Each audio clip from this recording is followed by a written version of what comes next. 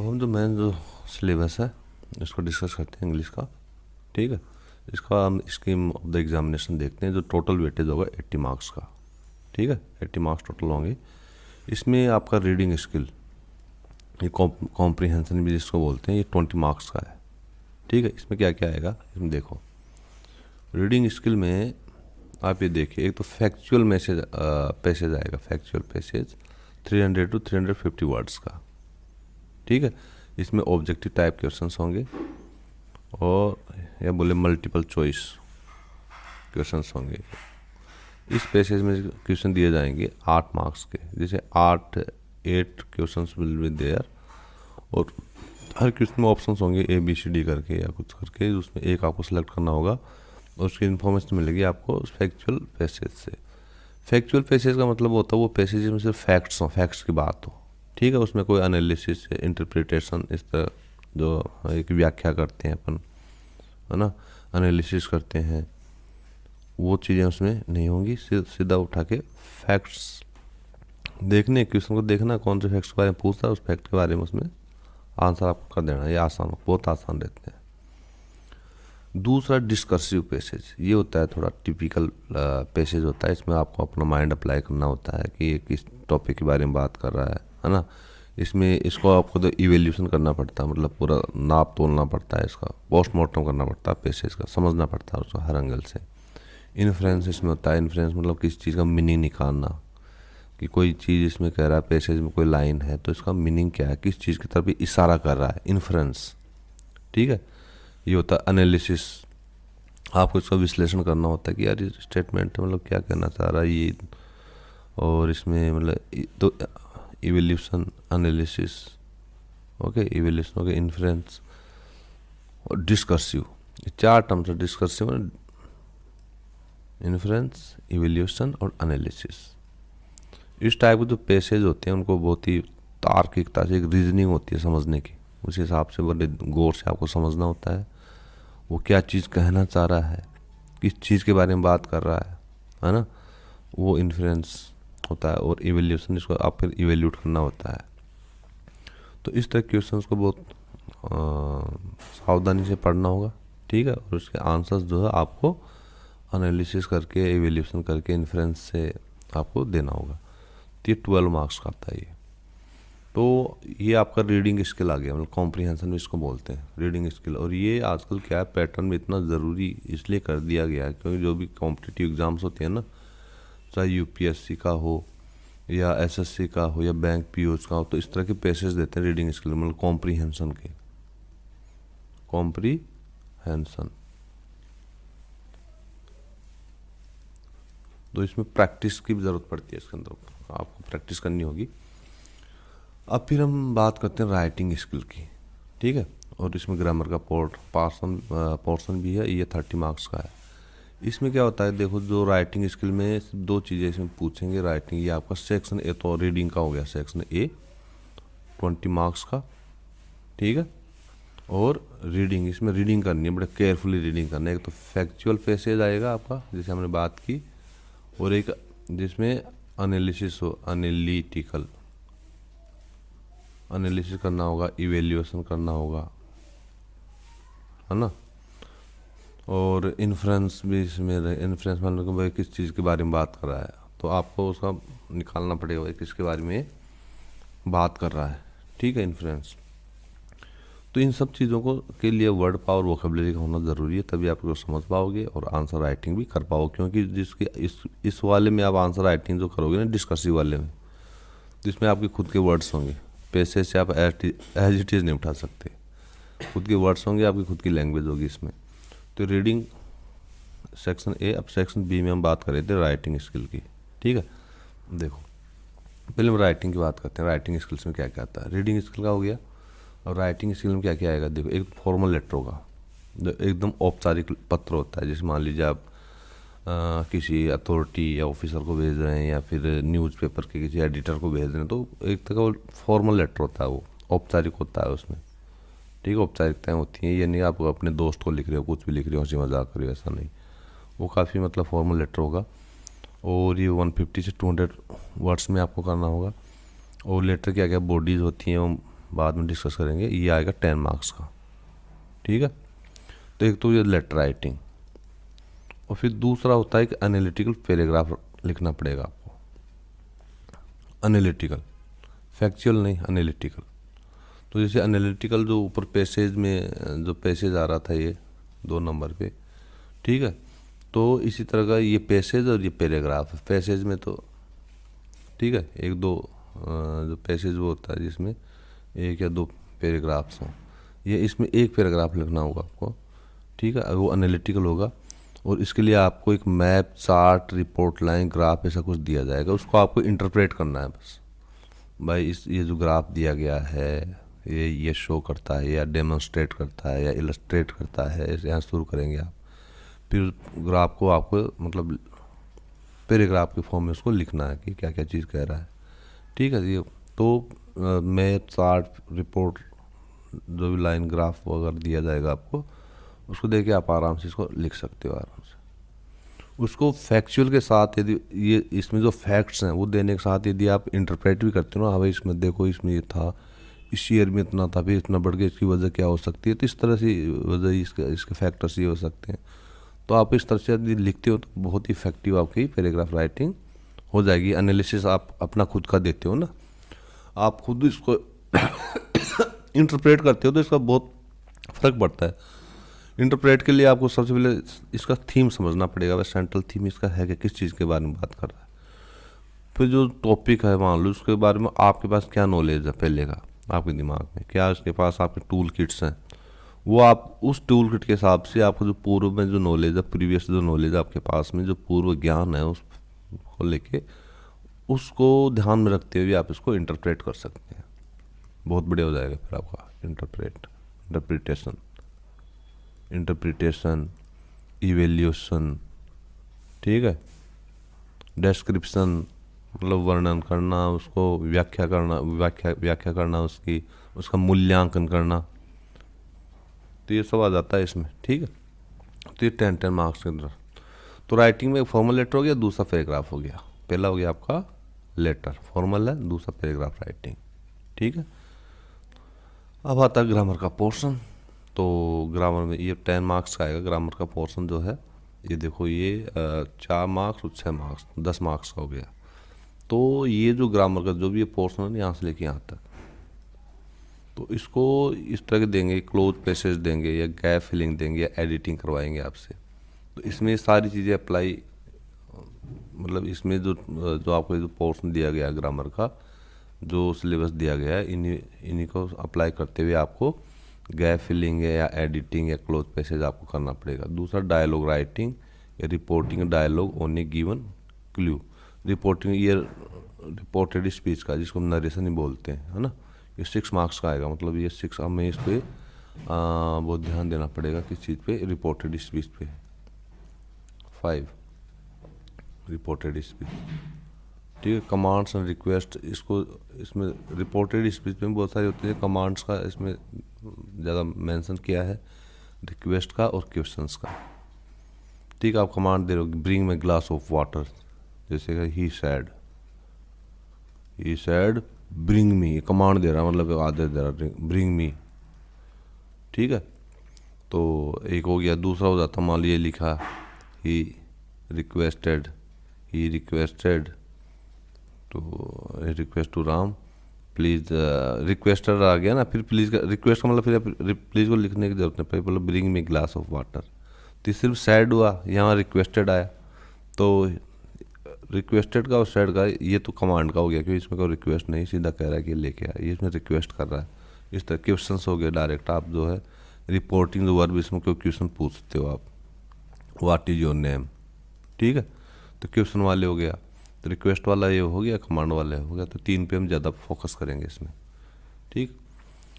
बाकी टेंसेज तो बहुत बेसिक है, टेंसेज आप आएंगे तभी आपको ये आ पाएगा, ओके। फिर यूज ऑफ पैसिव वॉइस, ये तीनों तो बहुत इंपॉर्टेंट है। तो टेंस आपको आ रहे हैं तो फिर एक्टिव पैसिव आपको आ जाएगा, एक्टिव का पैसिव बनाना, ठीक है। और आपको ये दोनों में महारत हासिल हो गई तो रिपोर्टिंग स्पीच आप आराम से कर लोगे। तो हम पहले टेंस करेंगे, फिर रिपोर्टिंग स्पीच करेंगे दूसरे नंबर पे, और 3rd नंबर पे ये करेंगे। बाकी फिर क्या क्या वो डिटरमाइनर्स हैं, हमने बात की थी, इसमें आर्टिकल्स आते हैं, ठीक है। मॉडल्स में वो कैन, मे, माइट, माइट का फास्ट माइट, कैन का कुड, सेल का सुड, विल का वुड, इनका प्रयोग होगा इनमें, ठीक है। अच्छा, सब्जेक्ट और वर्ब का कॉन्कॉर्ड, सब्जेक्ट और वर्ब का जो समझौता उसके हिसाब से ये देखेंगे। फिर स्टेटमेंट्स इसमें ये 5वें का है ये स्टेटमेंट्स वाला, ठीक है। स्टेटमेंट्स में नॉर्मल जो भी इन जनरल जो आते हैं स्टेटमेंट्स, उसका हम रिपोर्टिंग वर्ब बनाएंगे। और क्लोजेज में आप देखिए, फिर क्लोजेज में जो है noun close, adverb close. Noun तो पता है संज्ञा, एडवर्ब आपको पता ही है जैसे जिसमें किसी वर्ब की विशेषता दिखाता हो, फीचर को पॉइंट आउट करता हो, जैसे स्विफ्टली, स्विफ्टली बहुत तेजी से, फास्टली तेजी से। तो ये फास्टली जो कोई जो वर्ब हो रहा है ना, उसकी क्रिया दिखा रहा है ये। ही इज गोइंग स्विफ्टली, तो स्विफ्टली जो वर्ब है उसकी क्रिया को, उसकी फीचर को दिखा रहा है स्विफ्टली, ठीक है। गोइंग फास्टली, गो की ये जो विशेषता है, कैरेक्टर है, फीचर उसको दिखा रहा है। स्लोली, धीरे धीरे, ठीक है। बैडली, जैसे ही put the glass on the table badly, तो जो पुट जो वर्ब है उसको दिखा रहा है कि उसको उस वर्ब को किया कैसे, बैडली किया, उसको बहुत बुरी तरह से किया वो काम, ठीक है। तो इनको बोलते हैं एडवर्ब क्लॉजेज। ये देखेंगे नाउन क्लॉजेज, फिर रिलेटिव क्लॉजेज देखेंगे इसमें, जिसमें रिलेशनशिप दिखा रहा है, हिज, हर, उसका, आवर, हमारा, दियर, उनका, इन सबको हम इसमें देखेंगे। तो ये आपका हो गया जिसमें आपका सेक्शन बी में, ठीक है। अब आता है सेक्शन सी। सेक्शन सी अब हम एक बार फिर रिपीट करेंगे। जो सेक्शन ए आता है वो 20 मार्क्स का, जो रीडिंग स्किल। सेक्शन बी में राइटिंग स्किल 20 मार्क्स, और इसमें ग्रामर का पार्ट 10 मार्क्स। ये 30 मार्क्स का, ये 20 मार्क्स का। ये कितना हो गया, 30 मार्क्स का आ गया ये, ठीक है। सेक्शन सी 30 मार्क्स का। तो सेक्शन सी में क्या होता है, जो आपको टेक्स्ट बुक है ना, लिटरेचर जो टेक्स्ट बुक देख रहे हैं, पोइट्री बुक है उसमें क्वेश्चन आएंगे, और जो आपकी वो जो फर्स्ट फ्लाइट है बुक उसमें क्वेश्चन आएंगे, ठीक है। एंड सप्लीमेंट्री रीडिंग टेक्स्ट इसमें से आएगा। तो इसमें देखिए जो प्रोज, पोइट्री, ड्रामा, तो 1 आउट ऑफ 2 एक्सट्रैक्ट्स। एक्सट्रैक्ट माने होता है इनमें से जो बुक में जो आपको दे रखे हैं, जो आपके पास बुक है क्लास 10th की, उसमें से एक्स्ट्रा कुछ निकाल के इसमें से निकाला जाएगा, कुछ हिस्सा निकाला जाएगा प्रोज का, पोइट्री का, ड्रामा का, ठीक है। मान लो एक पैरा निकाल लिया, उस पर लिखवाएंगे भाई ये, तो लिखना कैसे वो बता दूँ। पहले तो आपको ये बताना होगा कि ये जो पैसेज है उस प्रोज से, पोइट्री से, ड्रामा से लिया गया है जो उसने लिखा है, ठीक है। तो आपको सारे जो चैप्टर्स उनका टाइटल आपको याद होना चाहिए, और वो राइटर भी आपको याद होनी चाहिए किसने लिखा है। दो चीज़ तो बेसिक है, ठीक है। 2 चीज़ तो आपको याद करनी पड़ेगी। फिर इस तरह से ये एक्सट्रैक्ट करके फिर आएगा इसमें 5 short answer type questions out of 7 to be answered in 30 to 40 words. तो यहाँ तो आपको एक्सट्रैक्ट देंगे, एक पैसेज वगैरह देख फिर करवाएंगे, ठीक है। ये 4 मार्क्स का है ये, ठीक। फिर दूसरे में आएगा 5 क्वेश्चंस देंगे आपको, शॉर्ट आंसर टाइप के, जो 30 से 40 वर्ड्स में आपको लिखना होगा। 7 क्वेश्चंस देंगे, 7 में से आप कितने करने हैं, 5 करने हैं। मतलब आपका ऑप्शन है, बढ़िया बात है कि आपका ऑप्शन है, जो 2 नहीं आते हैं आप छोड़ सकते हैं, जो आते हैं वो आप इनमें से कर सकते हैं, ठीक है। यस, तो एक जो 5 जो आप करना होगा उसमें एक जो क्वेश्चन होगा वो 2 नंबर का, तो 10 मार्क्स का ही हो गया, ठीक है। तो इसमें कितने क्वेश्चन आए, इसमें 5 क्वेश्चन इसमें आते हैं 10 मार्क्स के, एक 2 मार्क्स का होगा। और एक्सट्रैक्ट में जो है आपके 2 क्वेश्चन इसमें आएंगे, और दोनों 2 नंबर के होंगे, इसमें 2 क्वेश्चन आएंगे, 2 आपको ये करने पड़ेंगे, 2 7 क्वेश्चन हो गए। फिर आ जाओ आप इसमें 2 long answer type questions book from the book first flight में से जो दो बड़े क्वेश्चन आएंगे, जो बड़े उनके आंसर आपको 150 100 to 150 वर्ड्स में देना होगा हर का, ठीक है। और इसमें आपकी वो जांच करते हैं, वो आपकी आपकी असेसमेंट किसका करेंगे, आपकी किस चीज़ की जांच करते हैं, असेस किसको करते हैं, किस चीज़ का पता करते हैं कि आप में क्या है, क्रिएटिविटी, इमेजिनेशन और extrapolation beyond the text and across the text. तो ये कहने मतलब ये है कि जो टेक्स्ट में जो दिया गया है ना, एज इट इज़ लिखने के लिए आप बाध्य नहीं हो। आपके दिमाग को और कुछ सारा उससे जुड़ा कोई आइडिया, कोई पोइट्री मान लीजिए, आपके दिमाग को उसको और किसी तरह से आप उसको इंटरप्रेट कर रहे हो ना, तो आप वो जब लिखते हो तो उसमें जरूर तो बेटर ज़्यादा मार्क्स आएंगे।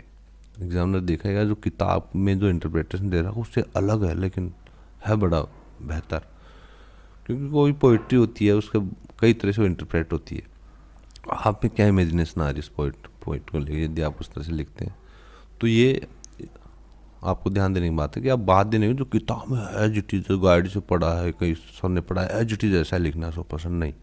आपकी खुद की भी इमेजिनेशन हो सकती है, उस हिसाब से आप इसको लिख सकते हैं, ठीक है। तो ये आएंगे 8 मार्क्स के।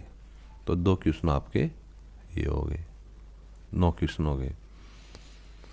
अब फिर 1 out of 2 long answer type questions. अब यहाँ पे क्या आपको 2 क्वेश्चन देंगे, 2 में से आपको एक क्वेश्चन करना पड़ेगा, ये लॉन्ग आंसर टाइप है, ठीक है। ये आएगा फुटप्रिंट्स विदाउट फीट, आपकी जो दूसरी टेक्स्ट बुक है वहाँ से आएगा ये, ठीक है। ये भी 8 मार्क्स का होगा, एक ही क्वेश्चन होगा, 8 मार्क्स का होगा, और इसको भी आपको 100 से 150 वर्ड्स तक है। अब आप देखिए यहाँ पे कितना, मतलब यहाँ 2 क्वेश्चंस हैं वो 8 मार्क्स के, या सिर्फ एक क्वेश्चन है वो अकेला 8 मार्क का है, और वर्ड लिमिट कितनी है, इतनी है 100 to 150 वर्ड्स, यहाँ भी 100 to 150 वर्ड्स, ठीक है। तो जब आप एग्ज़ाम दो तो सबसे पहले आप कोशिश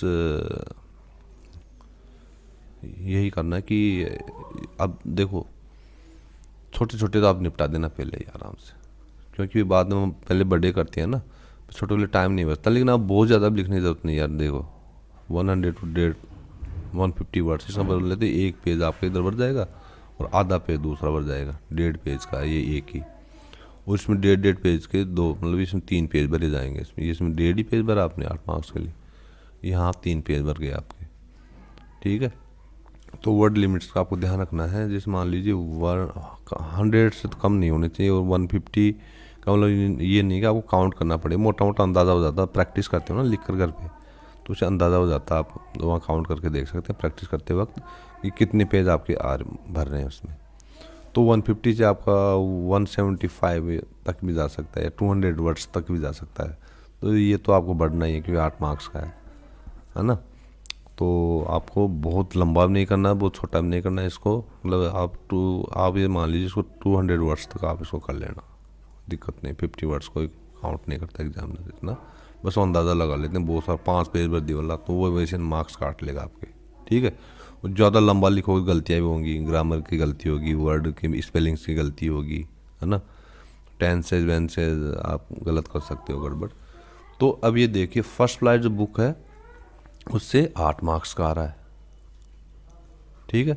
और जो फुटप्रिंट विदाउट फीट है इससे भी 8 मार्क्स का आ रहा है, मतलब दोनों किताबों का बराबर वेटेज हो गया, ठीक है। और यहाँ जो 5 क्वेश्चंस आएंगे ये फर्स्ट फ्लाइट से भी आएंगे और फुटप्रिंट विदाउट फीट से भी आएंगे इसमें, ठीक है। ये दोनों किताबों से 10 मार्क्स का इधर आएगा मिलके। और फिर ये जो है प्रोज, पोइट्री, ड्रामा, ये भी दोनों बुक्स से हैं, ये भी आपकी फर्स्ट फ्लाइट से फुटप्रिंट से आएंगे इसमें। तो जो शॉर्ट आंसर वाले हैं ये भी आपके आ रहे हैं दोनों बुक से, और जो बड़े जो लॉन्ग आंसर टाइप क्वेश्चंस हैं ये दोनों बुक्स से आ रहे हैं, मतलब दोनों बुक्स का बराबर इसमें वेटेज है, ठीक है। तो इस तरह से आपको हम जब करेंगे तो first flight, footprints without foot, है ना, तो इनके जो भी चैप्टर्स हैं उनको चैप्टर वाइज हम समरी पढ़ेंगे, और राइटर का नाम पढ़ेंगे, टाइटल। देखो अभी इसमें 3 चीज़ें हम जो अभी फटाफट जो हम करेंगे ना, उसमें सबसे पहले टाइटल आपको ध्यान रखना है, टाइटल याद करने की कोशिश करनी है, कोशिश नहीं करनी ही पड़ेगी, तो आप टाइटल तभी अपना आंसर राइटिंग बहुत बढ़िया पाएगा। दूसरा, उसका जो राइटर है उसका नाम भी आपको याद करना पड़ेगा, ठीक है। तीसरा, जो इसके जो भी मतलब इसकी जो समरी है ना, चैप्टर की समरी, उसको अच्छी तरह समझ लेना। समझिए, मतलब इस तरह समझ लेना कि आप इसको तोड़ मोड़ के कैसे भी लिख सकते हैं समरी को, ठीक है। अब समरी में क्या होता है, समरी में थीम, आपको इसमें थीम भी आपको याद करना पड़ेगा। समरी के अलावा थीम, थीम क्या बोलते हैं, सेंट्रल आइडिया, मतलब ये चीज़ जो पूरा जो प्रोज है, ये जो या पोइट्री ड्रामा है, इसका सेंट्रल आइडिया क्या है, इसका मतलब इसका मोरल एजुकेशन, मोरल क्या है इसका, इसका मोरल क्या देते, थीम हो या सेंट्रल आइडिया, मोरल इसका क्या है, समरी, ठीक है। तो ये चीज़ें हम फटाफट सारी डिस्कस कर लेंगे। डिस्कस यदि आप इतना भी कर लेते हो ना इसमें, तो आप आराम से अटैम्प्ट कर सकते हो, क्योंकि आप जैसे मान लीजिए कोई भी क्वेश्चन आ गया तो आप लिख दोगे कि ये जो जैसे मान लो इसमें कोई क्वेश्चन आता है, तो आप क्या क्या करोगे, द गिवन चैप्टर, कोई भी चैप्टर है XYZ in which the writer ABCD, है ना, सैड दैट, उसने कहा, या उसने मतलब, तो आप इस तरह से जो है ना, कोई भी क्वेश्चन आएगा तो आप ये 9 और 10 टाइप जो लॉन्ग आंसर टाइप क्वेश्चन हैं, यदि हम टाइटल दे देते हैं, राइटर का नाम दे देते हैं, डायरेक्ट ना देके और क्वेश्चनों को अटेम्प्ट करते हुए आप दे देते हो ना, तो उसका बहुत बड़े इफेक्ट पड़ता है उसका। मान लो आपको कुछ उसमें आ भी नहीं रहा ना, तो उसका टाइटल, नाम और थोड़ा समझे आप लिख दोगे ना, उसमें भी काफ़ी मतलब मार्क्स आपके आ जाएंगे। पूरे नहीं तो आधे मार्क्स तो आ ही जाएंगे, 2 का कहते 1 नंबर तो आपको मिलेगा ही मिलेगा, ठीक है। बस इतना, ये टेक्निकल होता है बड़ा आंसर। आपने टाइटल, चैप्टर का नाम दे दिया, राइटर दे दिया, उसने जो क्या कहा है वो लिख दिया उसमें, है ना, और उसका थीम लिख दिया या सेंट्रल आइडिया, मोरल उसमें आपने लिख दिया, तो आपके मार्क्स कहीं नहीं जाएंगे। इसलिए आपको इस चीज़ें तो याद करनी ही पड़ेगी, टाइटल, राइटर और समरी आपको पता होनी चाहिए उसको, ठीक है। तो ये हो गया अपना, हो गया। तो अपना एक मॉडल जो क्वेश्चन पेपर है वो भी हम देख लेते हैं, ठीक है।